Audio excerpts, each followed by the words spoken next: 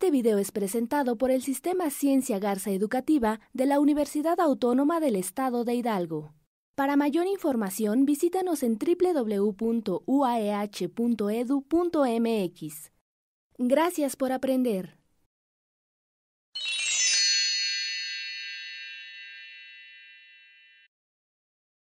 Buenas tardes, mi nombre es Jorge Alejandro Pérez Muñoz, soy profesor del área académica de Ciencia Política y Administración Pública del Instituto de Ciencias Sociales y Humanidades de la Universidad Autónoma del Estado de Hidalgo. En esta ocasión el tema que quiero abordar es relacionado con la epistemología. Es un estudio introductorio acerca del tema y en el que planteo de inicio la siguiente reflexión. Vivimos todos nosotros inmersos en un mundo en el que se nos presentan las cosas de manera natural, de manera lógica, con las situaciones que se nos presentan, bueno, las contemplamos como ya dadas.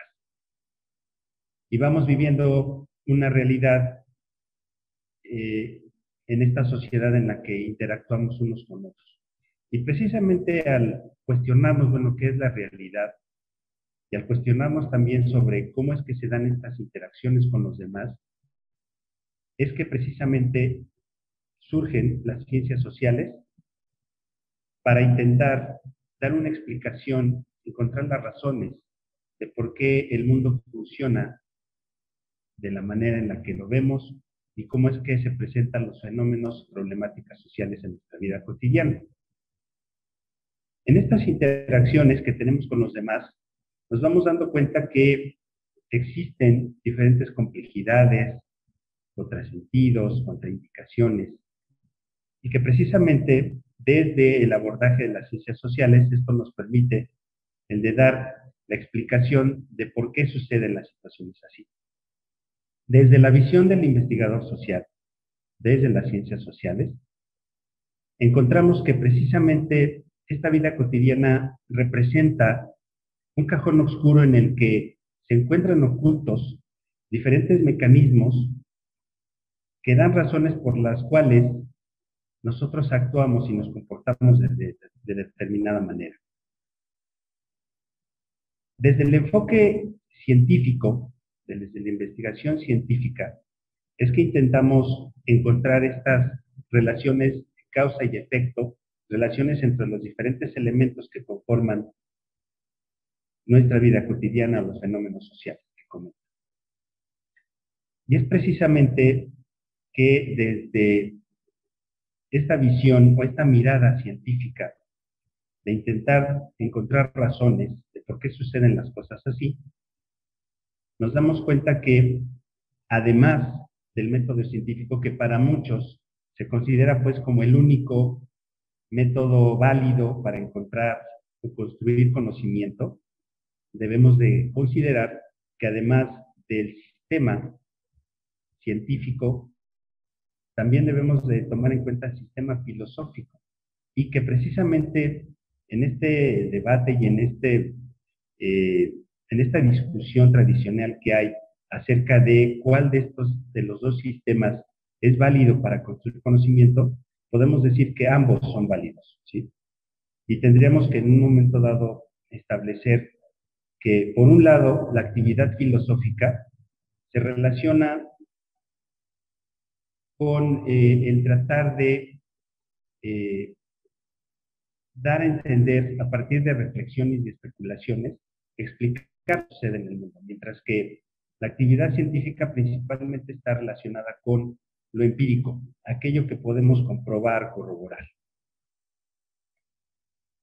Esta relación que hay entre ambos sistemas de construcción del conocimiento es que precisamente da pie a que nosotros, en este análisis y observación que hacemos acerca del mundo, de los fenómenos sociales, lo hagamos desde un abordaje de la mirada epistemológica, y es precisamente lo que yo comentaba, que es a partir de esta relación que surge este concepto de la epistemología. Debemos de tomar en cuenta que existen estos tres elementos principales que están en constante interacción y que dan lugar a las relaciones epistemológicas, que es El sujeto, quien conoce, el objeto, lo que es conocido, y las categorías, que se tratan de mediaciones que determinan las relaciones entre sujeto y objeto. ¿Sí? Cuando hablamos del sujeto, precisamente estamos haciendo referencia a que es este elemento que es capaz de conocer al objeto, que representa lo que es cognoscible, lo que forma parte de la realidad. Y al hablar de las categorías estamos haciendo referencia a contingencias contextuales, accidentales, que se refieren, por ejemplo, a la cuestión del tiempo, cualidad, cantidad, en el sentido de que cuando hablamos de cualidad, ¿desde qué perspectiva el sujeto está abordando el objeto de estudio? Cuando hablamos de cantidad, bueno, ¿qué tantos sujetos conocen a qué tantos objetos? Y en cuestión de tiempo, bueno, pues estamos haciendo referencia a en qué momento, qué tanto tiempo tiene el sujeto para conocer al objeto. ¿Sí? Estos tres elementos son fundamentales para poder hacer referencia o abordar lo que es la epistemología.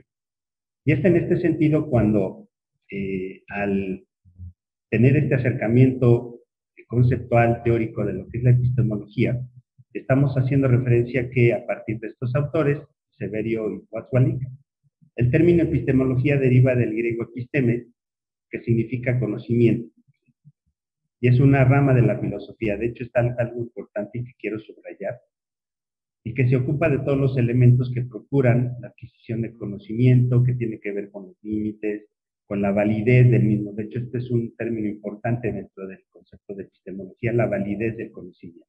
¿Sí?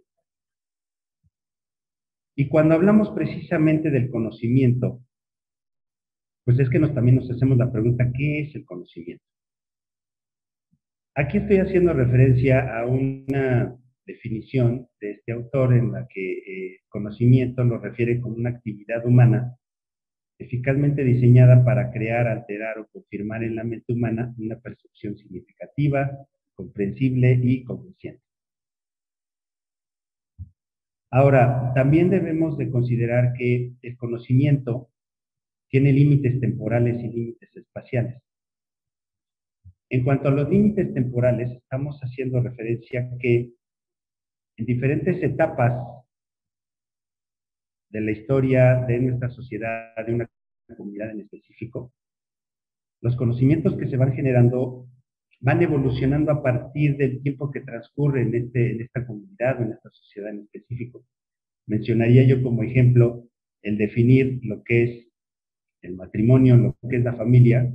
Si lo definimos ahora, es muy diferente cómo lo definían nuestros familiares o nosotros mismos, pues, hace años atrás. ¿Sí? Y por el otro lado estamos haciendo referencia a los límites espaciales. También sabemos que debemos de considerar que en diferentes contextos, lugares, a partir de la cultura, lo que se vive en un lugar en específico, este conocimiento tiene diferentes perspectivas y se puede abordar desde diferentes perspectivas o posiciones. Ahora, quiero hacer referencia que el conocimiento, en esta parte quiero resaltar que el conocimiento tiene una cadena de valor, en la que debemos de considerar antes del conocimiento estos elementos y verbos muy importantes que forman parte de la construcción de ese conocimiento. Y el primero al que quiero hacer referencia y que se encuentra en la base, que es, precisamente son los datos. Antes de hablar de conocimiento y antes de hablar de información, es importante resaltar la importancia de los datos. Que a partir de números, de palabras, de hecho, también podríamos hacer referencia a imágenes, nos refieren todo lo que sucede y está presente en el entorno de nuestro alrededor. ¿Sí? Cuando esos datos se analizan, cuando ya se contextualizan, es que hablamos de información. No podemos referir que simplemente el tener datos sin contextualizarlos o analizarlos es información. Necesitan estar analizados. ¿Sí? Entonces, de los datos, pasando por el análisis, es que llegamos a la información. La información, cuando se sintetiza, es que ya llega al conocimiento. O sea, cuando hablamos del conocimiento es este cúmulo de información. Y en este esquema lo que se presenta es que no solamente llegamos al conocimiento y ya, sino que del conocimiento tenemos que hacer referencia a que cuando este conocimiento lo llevamos a la experiencia, emitimos juicios, generamos valores, es que entonces llegamos a este otro nivel, que es el de la sabiduría. Y muchas veces es muy común que cuando abordamos el tema de sabiduría, lo referimos con el hecho de que es muy común que podamos encontrar también una imagen en el buscador en internet. Si ponemos sabiduría o ponemos la palabra sabio, nos remite inmediatamente a una persona ya grande, con barba, ya viejo. Y no necesariamente el término de sabiduría o sabio se relaciona específicamente con alguien que ya es mayor, es un adulto mayor, ¿no? Que lógicamente lo pensamos así porque una persona adulta, ya una persona mayor, pues tiene un cúmulo de experiencia, y bueno, hacemos referencia por lógica, que tiene mayor conocimiento acerca de las cosas. Pero debemos de tomar en cuenta que cuando hablamos de sabiduría no solamente es que estemos refiriendo a una persona mayor, sino que nosotros mismos, un joven, al llevar el conocimiento a la experiencia, a los juicios, a emitir valores, ya estamos llegando a este nivel de sabiduría.